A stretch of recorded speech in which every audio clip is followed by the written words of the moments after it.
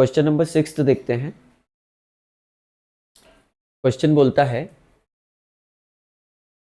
Suppose we think of a fission of iron into two fragments of aluminium। मतलब हम लोग ये reaction देख रहे हैं,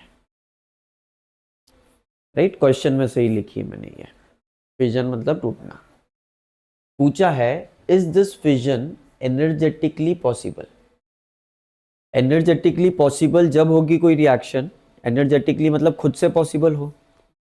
खुद से पॉसिबल जब होगी जब उसकी एक्सोथर्मिक हो, मतलब जो उसका एनर्जी निकल के आ रही है वो पॉजिटिव निकल के आए। पॉजिटिव निकल के आए मतलब वो लिबरेट कर रही है एनर्जी, नेगेटिव मतलब वो एब्जॉर्ब कर रही है। तो जो फिजन रिएक्शन है, reaction is possible energetically if Q value is positive, that is exothermic. अब क्यू वैल्यू क्या आएगी? Mass of reactant minus mass of product into C square. क्योंकि mass of reactant minus mass of product क्या देगा आपको? Del M. Into C square करोगे तो वो आपको दे देगा एनर्जी, बाइंडिंग एनर्जी कितनी चेंज हुई उससे आपसे एनर्जी कितनी निकली, ठीक है।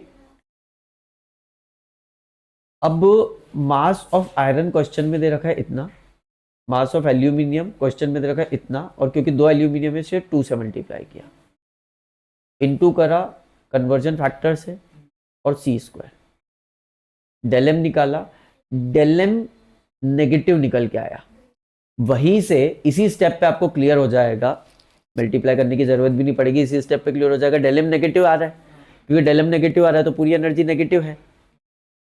डेल एम नेगेटिव आ रहा है मतलब पूरी एनर्जी नेगेटिव है। एनर्जी नेगेटिव है मतलब क्यू वैल्यू नेगेटिव निकल के आई।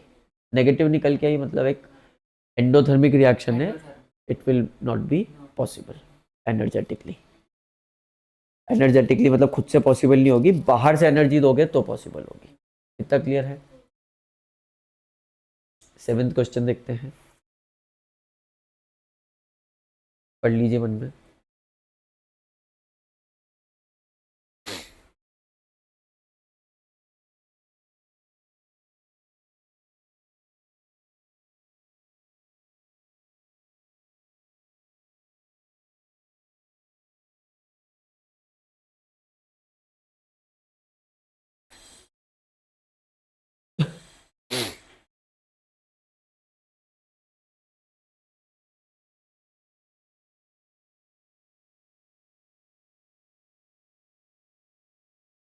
बड़ा question.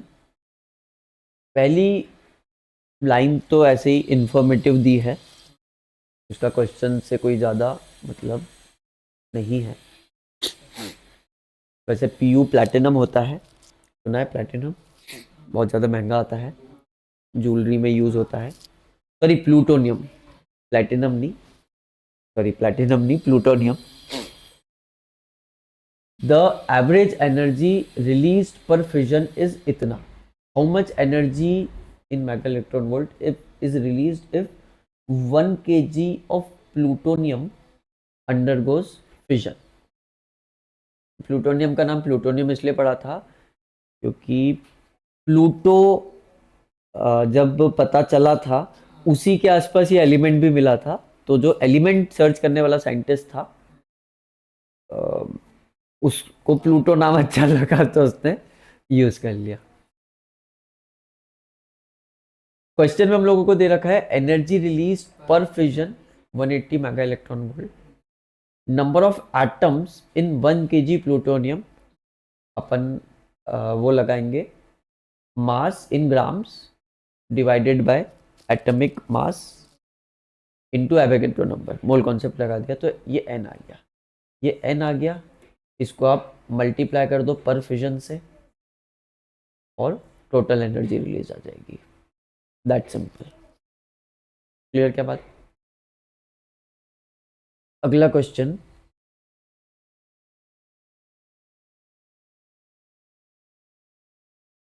How long can an electric lamp of 100 what be kept glowing for fusion of 2 kgs of deuterium? अगर ड्यूट्रियम फ्यूजन करता है तो कितनी देर तक 100 वॉट का लैम्प जलेगा? 100 वॉट लैम्प मतलब 100 जूल्स पर सेकेंड। तो बेसिकली अपन को क्या निकालना है कि 2 kgs ऑफ ड्यूट्रियम, जो कि खूब सारा होता है, 2 kgs ऑफ ड्यूट्रियम कितनी एनर्जी दे सकता है? अब उस एनर्जी में से हर सेकेंड अगर हम कितनी यूज कर रहे हैं, 100 जूल्स, तो कितना टाइम निकलेगा? तो सबसे पहले तो अपन को एनर्जी निकालनी है और फिर एक छोटा सा फॉर्मूला लग जाएगा। सबसे पहले तो एनर्जी निकालनी है, जो करते आए हैं। Fission reaction of deuterium gives out energy. चलो पूरे ही बोल देता हूं। सबसे पहले बल्ब जो पावर यूज कर रहा है, मतलब एनर्जी पर यूनिट टाइम को यूज कर रहा है। अब ये एनर्जी कहां से आएगी? ड्यूट्रियम की फिजन रिएक्शन से। हम जानते हैं कि एनर्जी अपॉन टाइम पावर होता है, तो हम लोग बोल सकते हैं power into time is equals to energy. ये पावर किसका रहेगा? इनटू टाइम, जो टाइम अपन से पूछा है, is equals to energy from deuterium. ये जो एनर्जी इसमें पुट करनी रहेगी, जूल्स में करनी रहेगी। पावर रहेगा जूल्स पर सेकेंड में, जो कि अपन को दे रखा है, और टाइम अपना निकल के आएगा सेकेंड्स में। टाइम का में निकल के आएगा सेकेंड्स में। ये फंडा क्लियर होना चाहिए। अब हम लोग कैलकुलेट कर लेते हैं energy for deuterium. 2 kilo deuterium में कितनी एनर्जी होगी?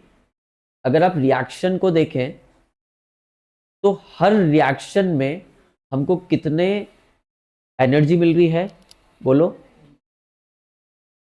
Unit 3.27 mega electron volt. और हर रिएक्शन में कितने ड्यूट्रियम यूज हो रहे हैं? देखो हर रिएक्शन में कितने ड्यूट्रियम यूज कर रहे हैं? 2 ड्यूट्रियम, मतलब हाइड्रोजन 2। हर रिएक्शन में 2 ड्यूट्रियम यूज कर रहे हैं।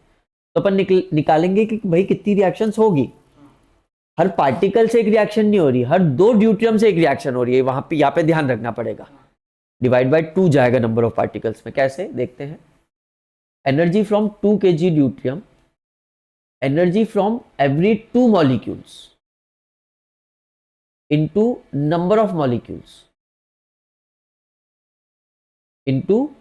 number of molecules as one reaction, 2 hydrogen 2 are used।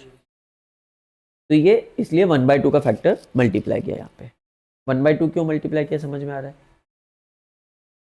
अब एनर्जी हर रिएक्शन से आ रही है 3.27। कितने मॉलिक्यूल्स होंगे?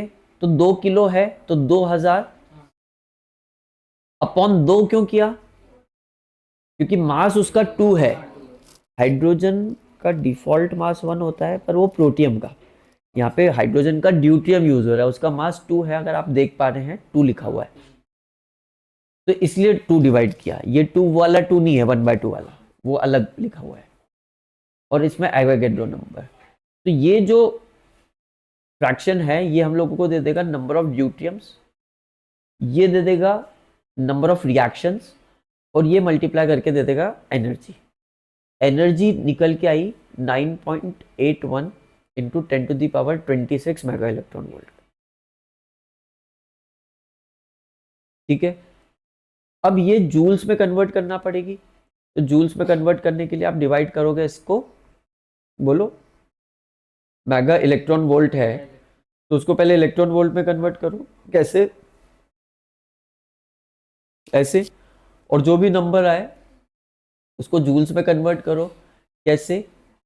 डिवाइड बाय 1.6, सॉरी इनटू 1.6, जो भी इलेक्ट्रॉन वोल्ट आया उसमें इंटू 1.6 इंटू 10⁻⁻⁹ इससे मल्टीप्लाई करके जूल्स में कन्वर्ट करो। ये जूल्स में आ गई। अब इतनी एनर्जी आई है, ये जो बेसिक फॉर्मूला था इसमें ये एनर्जी पुट कर देंगे। पावर है अपने पास 100, टाइम आ जाएगा, टाइम इज इक्वल्स टू जो एनर्जी रहेगी वो 100 से डिवाइड हो जाएगी, तो 100 जूल्स पर सेकेंड ये power into time into is equals to energy. इसको डिवाइड करोगे तो ये जो 13 का पावर है, ये जो 13 का पावर है ये 11 के पावर में कन्वर्ट हो जाएगा। इतने सेकेंड्स आपको आंसर मिल जाएगा।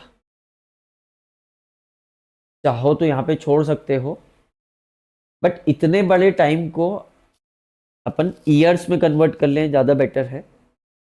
या तो ईयर्स का कन्वर्जन फैक्टर दिया रहेगा, या आप जानते हो सेकेंड्स को 60 से डिवाइड करोगे तो मिनट्स, मिनट्स को 60 से डिवाइड करोगे तो आवर्स, आवर्स को 24 से डिवाइड करोगे तो डेज, और डेज को 365 से डिवाइड करोगे तो ईयर्स। इसमें ये नहीं सोचना है लीप ईयर वगैरह, 365 से डिवाइड कर देना है। वैसे एक नंबर दिया रहता है सेकेंड्स को ईयर्स में कन्वर्ट करने का, डायरेक्ट कन्वर्जन फैक्टर दिया रहता है। वैसे नहीं है तो ये लंबी प्रोसेस। इतना समझ में आया? ठीक है क्या?